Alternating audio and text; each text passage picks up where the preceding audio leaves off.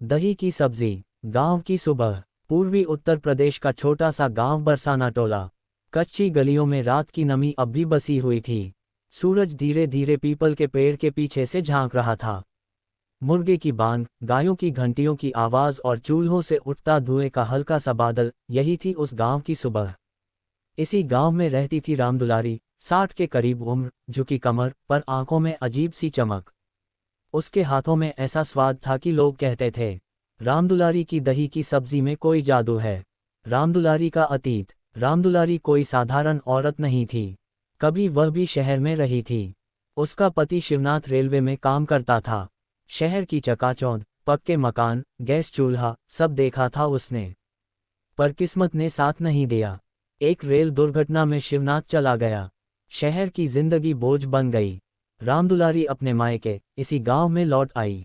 उसके पास न जमीन थी, न पैसा। बस एक हुनर था, खाना बनाना। और उसमें भी सबसे खास थी दही की सब्जी। दही की सब्जी की खुशबू। गांव में जब भी किसी के घर शादी, मुंडन या भोज होता, रामदुलारी को बुलाया जाता। वह सुबह सुबह मटके से दही निकालती, उसे मथती, बेसन छानती और कढ़ाही चढ़ा देती। जब कढ़ाही में सरसों का तेल गर्म होता और उसमें राई, जीरा, मेथी के दाने तड़कते, तो पूरा टोला महक उठता। बच्चे चिल्लाते, अम्मा, आज रामदुलारी की दही वाली सब्जी बनेगी। भूख और सम्मान। रामदुलारी ने कभी अपने हुनर को पैसे के लिए नहीं बेचा। कोई उसे अनाज दे देता, कोई दूध, कोई सब्जी। पर एक बात तय थी, कोई भूखा नहीं सोएगा। गांव के बाहर झोपड़ी में रहने वाला कल्लू, जो दिन में ईंट ढोता था, शाम को अक्सर उसके दरवाजे पर बैठा मिल जाता। रामदुलारी बिना कुछ पूछे कटोरी में दही की सब्जी और 2 रोटियां रख देती। कल्लू कहता, अम्मा, भगवान तुझे स्वर्ग देगा। रामदुलारी मुस्कुरा देती, स्वर्ग यही है बेटा, जब पेट भरा हो। शहर से आया मेहमान। एक दिन गांव में हलचल मच गई। शहर से एक अफसर आया था, अभय वर्मा। सरकार की ओर से गांवों की हालत देखने आया था। प्रधान ने उसे अपने घर ठहराया। खाने का इंतजाम हुआ, पर शहर के आदमी को गांव का सादा खाना रास नहीं आया। प्रधान की पत्नी घबरा गई। अब क्या करें? किसी ने कहा, रामदुलारी को बुलाओ। पहली मुलाकात। रामदुलारी ने बिना सवाल किए हाँ कर दी। वह अपनी पुरानी पीतल की कड़ाही, लकड़ी का चमचा और मटके की दही लेकर प्रधान के घर पहुंची। अभय वर्मा ने पहली बार किसी को इतने ध्यान से खाना बनाते देखा। दही को उबालते समय रामदुलारी जैसे उससे बात कर रही थी।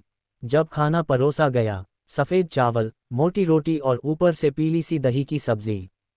अभय ने पहला कौर लिया। उसकी आंखें बंद हो गईं। स्वाद में बसी कहानी। ये तो कमाल है। अभय बोला। रामदुलारी चुप रही। आपने इसमें क्या डाला है?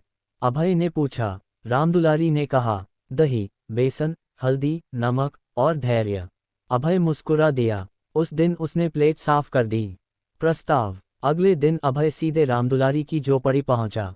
अम्मा, क्या आप शहर चलेंगी?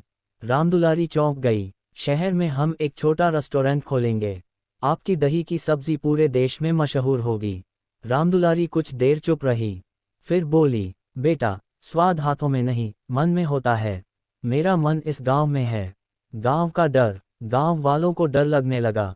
कहीं रामदुलारी चली गई तो? कल्लू ने कहा, अगर अम्मा चली गई तो हम क्या खाएंगे? रामदुलारी ने सबको इकट्ठा किया। मैं कहीं नहीं जाऊंगी। लेकिन उसने सांस ली। मैं चाहती हूं कि ये सब्जी सिर्फ मेरी न रहे।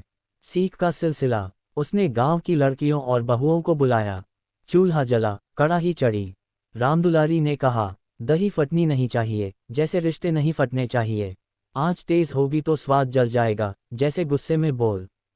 लड़कियां हंसती रहीं, सीखती रहीं। दही की सब्जी का नाम। अभय वर्मा ने सरकार से मदद दिलाई। गांव में एक छोटा सा सहकारी रसोई केंद्र खुला। नाम रखा गया, रामदुलारी की दही वाली सब्जी। शहरों से लोग आने लगे। बदलता गांव। अब कल्लू को काम गांव में ही मिल गया। लड़कियां आत्मनिर्भर बनने लगीं। गांव की पहचान बनने लगी, दही की सब्जी। रामदुलारी दूर बैठकर सब देखती और मुस्कुराती। आखिरी कड़ाही। एक दिन रामदुलारी बीमार पड़ गई। पूरा गांव उसके दरवाजे पर जमा था। उसने कल्लू को बुलाया। बेटा, आज आखिरी बार दही की सब्जी बनाऊंगी। कड़ाही चढ़ी। पूरा गांव महक उठा। विदाई। सबने एक एक कौर लिया। आंखों में आंसू थे, पर चेहरे पर सुकून।